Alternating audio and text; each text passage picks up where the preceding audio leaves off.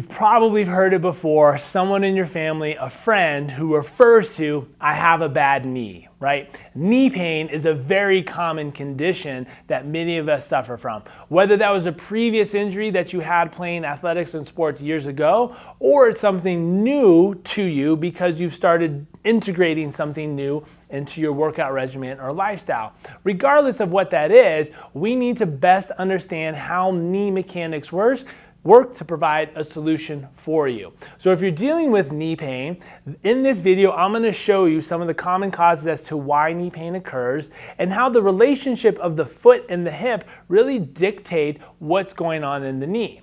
While we need to address the site of issue to some degree, more times than not, we're going to be having conversations around hip mobility, hip strength, foot mobility, and foot strength to deal with your knee pain, because the knee simply is in the middle and it only follows what the hip and the foot are doing. So if you're dealing with knee pain and your providers are not talking about your hip and your knee, you need a new provider. So if this video is helpful for you, I hope that we can maybe be a part of that solution for you.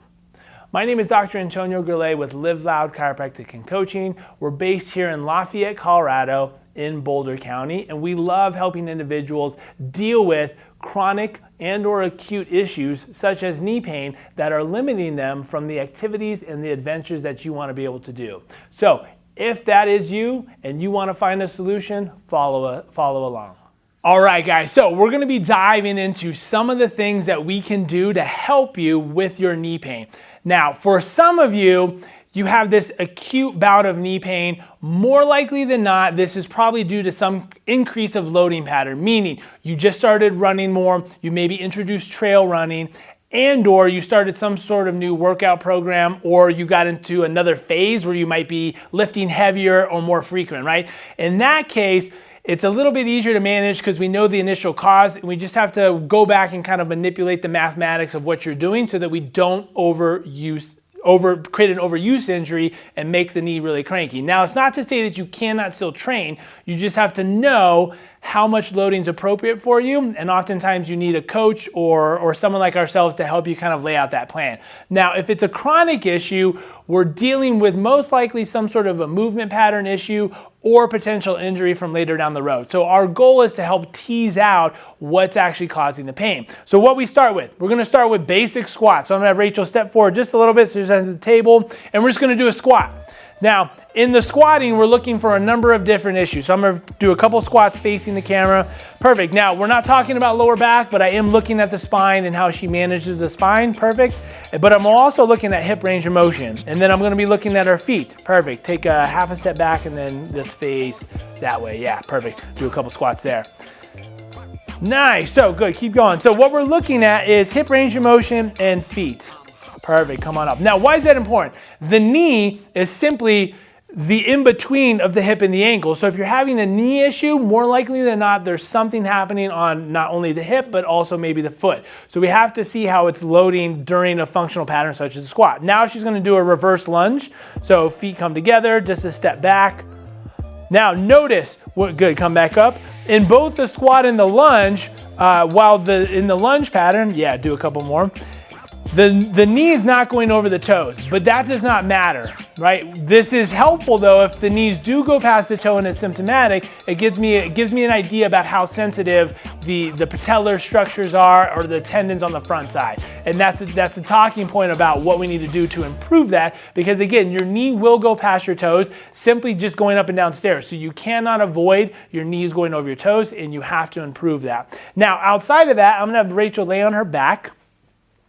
We need to then dive into. So we had mentioned the importance of not only the hip, but also the feet. So we're gonna start palpating around to determine if there's any restrictions in the foot. What's important to note is with the foot, when we're running, walking, or doing any sort of form of locomotion, there's gonna be both supination and pronation that has to happen. So if we're seeing a restriction in either one of those, then what we're gonna see is increased torque on the knee, because in order for you to translate your body, something has to catch up, and then we usually usually see like a hyperpronation effect or that knee coming and slamming down through. Now that sounds more dramatic than it is, but realistically we're just making sure that the midfoot, the rear foot, and that forefoot have all the rotation that it needs. Now outside of that, we're going to start looking at hip range of motion, right? So we test external rotation of the hip, and then also internal rotation to see if there's any catching spots that might also affect how much that femur can rotate through, affecting the tracking pattern of the knee.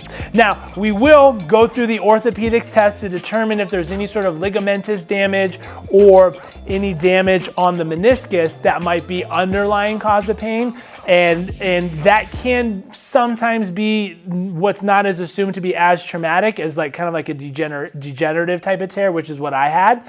But we want to look at to see if there's any sensitivity within the structures to rule that out. Now, if it's good, then we're good. If we can rule out no significant structural knee pain, we have to get you back to exercising and loading to help you gain more strength and range of motion. Go ahead and stand up again.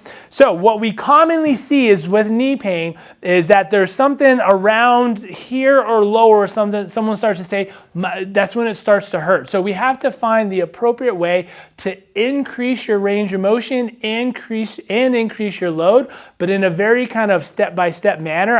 I always use an analogy of a pyramid. You got to build up the base first. We're going to do a lot of repetitions in a non-threatening way, but we're still going to push range of motion and load. And as you start to do that, your context and base gets bigger so that you can do more. So my favorite exercise for everyone who's got some form of knee pain is a supported squat. So normally that would be with like a TRX, a suspension trainer, or rings, but Rachel's going to use my hands here. So let's say, for instance, we're going to do this. She goes down, she's doing a squat, and she's like, I have knee pain there, right? And it's usually because there's more pressure going on. So good. While that looks like a good pattern, but if she's having pain, we want to try to build that out of her. So we're going to do a supported squat where she can lean back against me, and now we decrease the pressure on her knee. Now, her knee's still working though. Good. As she goes down again, we can see the tendons and she can feel the load is still in her knees, but it's decreased. So now she's not as sensitive. What this also allows her to do is come back onto her heels a little bit more, so there's not as much pressure going forward. Now, again, we had already stated you have to be able to go forward. We're just trying to take it back a step to desensitize it, and then we'll build her back up. Now, outside of that, every single person should be doing some form of a goblet squat for not only mobility purposes, but also core stability, so on and so forth. So she's gonna do a goblet squat here. What's great about goblet squat is she can now do that same thing, maybe without a suspension trainer, but now we can add a little bit more load. By being able to reach that weight out in front of her, she can offset and sit back a little bit more. So you might need a lighter weight, or you might need a heavier weight that you can just bring forward slightly. This allows us to create that next stepping stone of adding more load, but yet offsetting the knees slightly so it's not as sensitive,